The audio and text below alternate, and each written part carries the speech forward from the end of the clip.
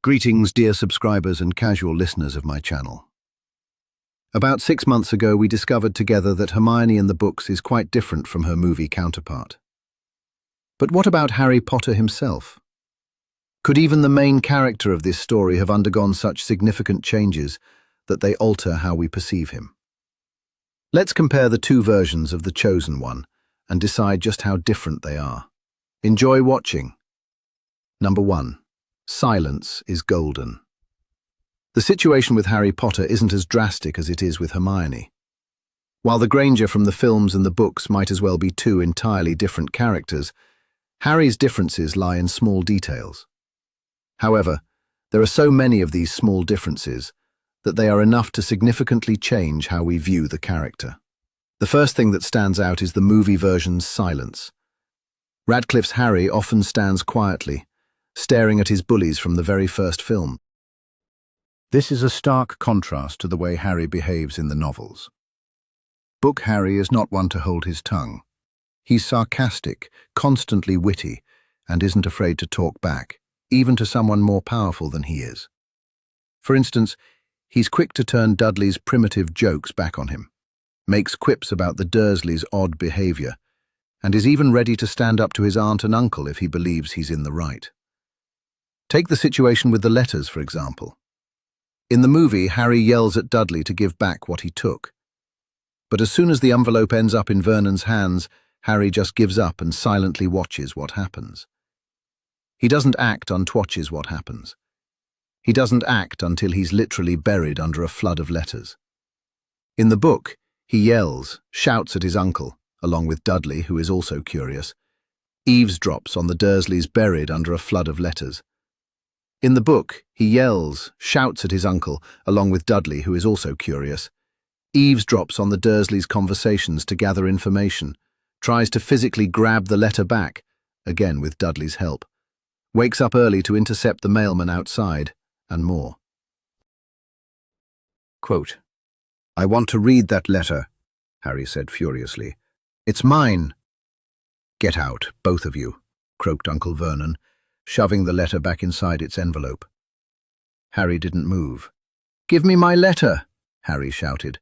"Let me see it," yelled Dudley. "Out," roared Uncle Vernon. Harry Potter and the Philosopher's Stone. At Hogwarts, Harry continues to act this way. For example, he often talks back to a snarky Malfoy rather than waiting for his friends to step in. "What's the matter, Malfoy? Bored?" Harry shouted. "You're all on your own now. No Crabbe and Goyle to help you. Seems you've gotten braver on the ground, especially with your two little friends beside you," Harry retorted coldly. Harry Potter and the Philosopher's Stone. Perhaps the most striking clashes Harry has are with Snape. Harry doesn't miss a chance to argue with him, defend his friends, or simply mock the professor he despises. For example, during the first potions lesson, when Snape interrogates Harry and blatantly ignores Hermione's raised hand, Harry can't resist pointing it out. "I don't know," said Harry quietly. "But I think Hermione does. Why don't you ask her?" Harry Potter and the Philosopher's Stone. Or when Malfoy curses Hermione, causing her teeth to grow uncontrollably, and Snape jokingly dismisses it without helping or punishing Draco. Harry and Ron can't stand the injustice and shout at Snape, for which they are punished. Sometimes, Harry can't even hold back in situations where he has no reason to be angry with the professor. Their long-standing conflict seems to fuel his outbursts. Quote, "You do remember that we're practicing non-verbal spells, don't you, Potter?" "Yes," Harry muttered. "Yes, sir." "There's no need to call me sir, Professor." The words escaped Harry's lips before he could stop them. Several people gasped, including Hermione. But Ron, Dean, and Seamus grinned behind Snape's back. Harry Potter and the Half-Blood Prince. Number 2. The main character. Harry Potter is the protagonist of his own story. This means the plot revolves around him. As such, you'd expect him to influence the story's progression. Unfortunately, in the movies, he often seems to merely exist at the center of events that unfold on their own. The previously mentioned letter incident is a great example here as well. While the book Harry takes numerous steps to get the coveted envelope, his movie counterpart just passively waits for Hagrid to arrive. Harry's indifference goes so far that, despite just learning about a magical school, he casually throws his new textbooks into his suitcase and blindly heads off to Hogwarts, knowing nothing about it. Of course, this is likely a result of the movie's limited runtime, but it makes it seem as though Harry isn't interested in magic at all. In the book, however, Harry immediately starts reading A History of Magic and other textbooks, soaking up knowledge about the new world he's entered. He acts like any curious child in his place would. He doesn't memorize the material, which distinguishes him from Hermione, but he's far from the hopeless figure he appears to be in the films. He had been reading his new books over the summer while still at the Dursleys, but did Snape really expect him to have memorized 1,000 magical herbs and fungi? Harry Potter and the Philosopher's Stone. In the books, Harry is more proactive overall. For example, he's the first to realize Nicholas Flamel is an alchemist who once worked with Dumbledore. In the film, however, this discovery is handed to Hermione. Similarly, Harry puts the troll to sleep himself, instead of just showing up when everything is already done. After Cedric's death, Harry doesn't aimlessly wander around in depression, but actively seeks answers about what's happening in the world and Voldemort's involvement. He's frustrated that no one shares information with him. In the films, however, he seems idle again. And in Deathly Hallows, Harry is the one who decides to escape Gringotts on the dragon, not Hermione. Quote, "Follow me," Harry shouted, running toward the blind dragon and firing stunning spells at the goblins as he ran. "Harry, what are you doing?" Hermione screamed. "Get on, hurry!" Harry Potter and the Deathly Hallows. Number 3. A Pretty Good Mind, you say? Book. Harry is far more thoughtful and reasonable than his film counterpart. For instance, in Half-Blood Prince, he doesn't wander around a town where Death Eaters could ambush him at any moment. Everyone knows where the Chosen One lives. Instead, he stays safely at the Dursleys' home, as Dumbledore instructed. Reading a magical newspaper in front of Muggles? Really? In Philosopher's Stone, before jumping into the trapdoor, Harry advises his friends to run to Hagrid and contact Dumbledore if things go wrong, rather than risk their lives trying to save him. In The Goblet of Fire, Harry dedicates a lot of time to preparing for the Triwizard Tournament, rigorously practicing spells that might come in handy. Quote, "Don't worry about us," Hermione cut in sharply when Harry reminded them about exams, suggesting he could train alone. "At least we're guaranteed top marks in defense. We've learned so many spells with you. And it's great training for future auras. I hope we all make it." Ron's voice was brimming with enthusiasm. In a burst of energy, he hexed a fly buzzing into the room, causing it to freeze in mid-air. Harry Potter and the Goblet of Fire. In Order of the Phoenix, Harry doesn't blindly trust the vision of Sirius in the Department of Mysteries. Before rushing headlong into the Ministry, clearly a trap, he tries to contact Grimmauld Place.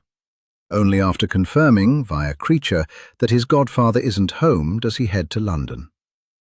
In the movie, however, he doesn't even question the possibility of the vision being false, ignoring Hermione's warnings and Snape's efforts. Then there's Felix Felicis. Understanding the potion's immense value, Harry drinks only a small amount to extract the Horcrux information from Slughorn. Later, he shares the remaining potion with his friends to increase their chances of surviving the battle with Death Eaters. In the film, Harry downs the entire vial without considering these details. Number 4. Emotions. In general, book Harry is more impulsive than film Harry. The only exception is perhaps in Prisoner of Azkaban, where Radcliffe's Harry yells at Aunt Marge with much more intensity than his book counterpart. One striking example of this is Harry's reaction to Sirius's death. In the film, Harry calmly talks with Dumbledore. In the book, however, he is utterly furious. The Chosen One refuses to listen to Dumbledore's composed explanations, struggles to break free, and even smashes the headmaster's possessions in a fit of rage. Quote, "It's not true!" Harry bellowed so loudly it felt like his throat might tear. For a moment, he wrestled with himself. He wanted to leap at Dumbledore and hit him, just to make the old man feel some of the pain and horror raging inside him. "Let me out," Harry demanded, trembling violently.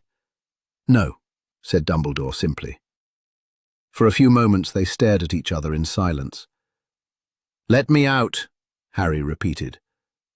"No.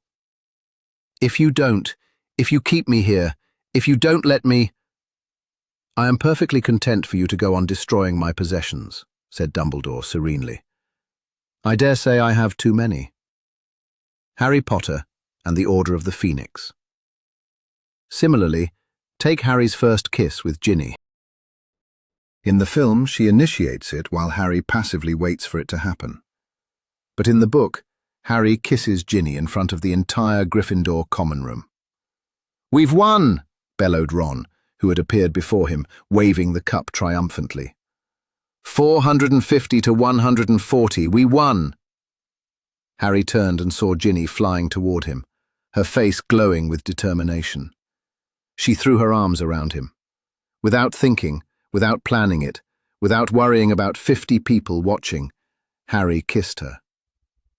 Whether it was a few seconds or several sunlit days later, they broke apart. The common room had fallen into a stunned silence. Harry Potter and the Half-Blood Prince. Number 5. A True Gryffindor. Both book and movie Harry are willing to risk their lives to protect their friends. Their own safety is always secondary. In this, the two versions are very similar. However, there is one scene that starkly contradicts Harry's character. I'm referring to Dumbledore's death in the Half-Blood Prince film. In the movie, Harry stands silently as his weakened mentor is killed. He even trusts Snape, despite having spent 6 years suspecting him of every possible misdeed, conveniently forgetting that Snape swore an unbreakable vow to protect Draco. If there's one thing we know about Harry, it's that he would never stand idly by when his friends are in danger. At the very least, he would have distracted the Death Eaters to draw their attention away from Dumbledore. At most, he might have summoned Dumbledore's wand to fight alongside him. Or he would have followed Snape afterward to help him battle the Death Eaters. The book acknowledges this by having Dumbledore silently immobilize Harry under the invisibility cloak. Harry has no choice but to stand still and watch until the spell lifts upon Dumbledore's death. Number 6. The magic of words. In the books, Harry Potter speaks with a power that gives you chills. His words resonate deeply, inspiring those around him. Every sentence feels like a challenge to fate. This is largely absent in the movies, where his voice often gets lost in the noise of the events. Take Dumbledore's army, for example. In the film, Harry's speech is uninspired, just words. In the book, it's entirely different. Harry speaks in a way that makes his friends ready to follow him to the very end. "We've already proven it last year," he reminds them. These words revive memories, strengthen bonds, and turn the group into a real team. Harry has a knack for connecting with people. Hermione hears logic in his words. Ron finds support. Neville, the perpetual underdog, starts believing in his own importance. Harry doesn't just speak, he makes everyone feel their own strength.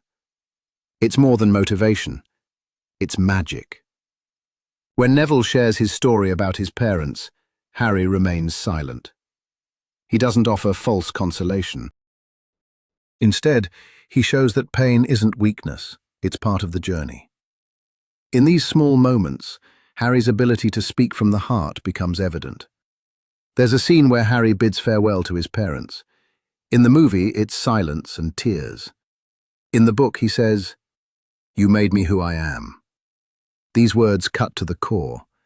It's not just a goodbye, it's gratitude. The film misses this depth. When Harry argues with Dumbledore, he doesn't shy away from the truth. He asks tough questions and demands answers. "Why did you keep this from me?" he asks.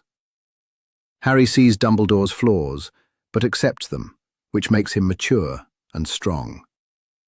During battles, Harry naturally assumes the role of a leader. "Come on, get on, quickly!" he yells to his friends in the book. In the movie, this line is given to Hermione. But in the book, Harry takes charge, and his decisiveness boosts everyone's morale. Number 7. Friendship in the details. In the books, friendship in Harry Potter isn't just about grand speeches. It's shown through actions, often small but meaningful. Harry doesn't make dramatic declarations, he simply cares. These little gestures, often lost in the films, define him as a true friend. After Ron and Hermione argue about the Yule Ball, Harry notices her pain. He comforts her with simple words. "You looked wonderful." Hermione smiles, and that small reassurance means more to her than it seems. The film skips this moment, but it beautifully illustrates Harry's ability to support his friends in subtle ways. Harry is always there when Neville needs help. Lost Trevor? Harry helps search for him. Struggling with a spell? Harry steps in to assist. These aren't heroic acts, but they ensure Neville doesn't feel worthless. Such moments may seem minor, but they shape Harry's character. When Ginny struggles with her feelings about Dean, Harry doesn't pressure her or offer unsolicited advice. He's just there, noticing her mood and pain.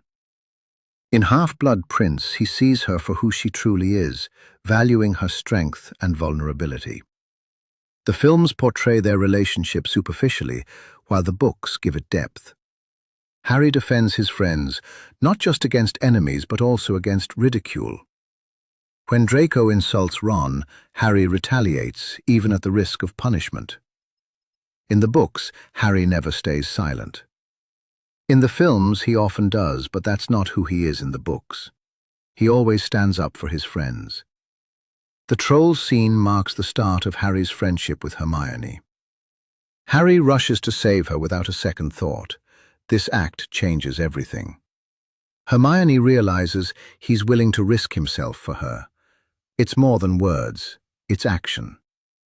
The movie depicts this moment but misses the deeper emotions the book conveys. After Sirius's death, Harry is torn apart by grief, but still thinks of his friends. He apologizes to Ron and Hermione for lashing out, acknowledging their support as his anchor. This scene is missing in the films, but it reveals Harry's inner strength and gratitude. Number 8. A darker shade. Harry Potter isn't perfect. In the books, he gets angry, jealous, and makes mistakes. These flaws make him real and human. The films smooth over these edges, but the books embrace his weaknesses, which ultimately highlight his inner strength. In Order of the Phoenix, Harry feels jealousy when Ron becomes a prefect. While happy for his friend, he wonders, "Why not me?" Ultimately highlight his inner strength. In Order of the Phoenix, Harry feels jealousy when Ron becomes a prefect. While happy for his friend, he wonders, "Why not me?" This vulnerability makes him relatable. Jealousy is something we all feel at times, and it humanizes Harry. He often lashes out at his friends. After Sirius's death, his anger at Ron and Hermione is intense. Harry feels misunderstood and withdraws. But his anger is really a cry for help. He just doesn't know how to ask for support. In Deathly Hallows, Harry is plagued with self-doubt. "Sometimes I feel like I just can't do it," he admits. This isn't weakness, it's honesty. A hero who feels fear and doubt becomes real and approachable. When Ron leaves during their quest for Horcruxes, Harry is furious, feeling betrayed. But deep down, he understands Ron is exhausted too. The book captures this mix of anger and pain, making their friendship all the more authentic.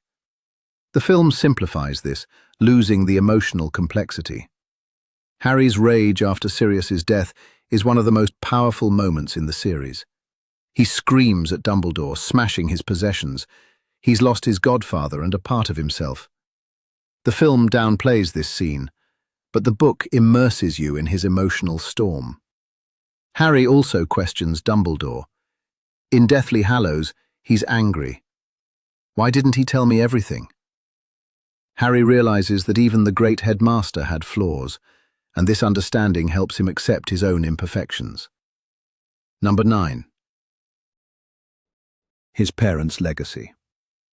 The legacy of Harry's parents is the foundation of his journey. It's always with him, in his decisions, fears, and battles. James and Lily are not just memories, they're his strength. The books explore this bond more deeply than the films. Harry often searches for traces of his parents in himself. He wonders, what would they have done? This is especially poignant in Deathly Hallows, when he realizes he's ready to sacrifice himself. The films only hint at this, but the books show how profoundly his parents shape his choices. The Mirror of Erised is one of the most touching moments. Harry spends hours gazing at his parents, trying to memorize their faces, movements, and smiles. It's not just longing, it's a desperate attempt to feel close to them. The films shorten this scene, but the books fill it with raw emotion. The truth about James in Order of the Phoenix changes Harry. He learns his father wasn't perfect. Harry feels anger and disappointment, but ultimately accepts it. He realizes that loving someone doesn't mean seeing them as flawless, it means understanding and forgiving them. For Harry, Lily symbolizes pure love. Her sacrifice isn't just magic that saved him, it's the foundation of his strength. The books delve deeper into this theme, while the films merely touch on it. When Harry goes into the Forbidden Forest, he says, "They gave their lives for me. I have to make it count." This motivation keeps him going. His parents are with him, even in their absence. The resurrection stone scene in the forest is moving in the film, but even more so in the book. Harry doesn't just see his parents, he feels their warmth and support. Their presence gives him courage. He knows he isn't alone. They're with him until the end. And that's it. Thank you for staying until the end. I hope this means you found it interesting. If so, don't forget to like, share your thoughts in the comments, and subscribe to the channel.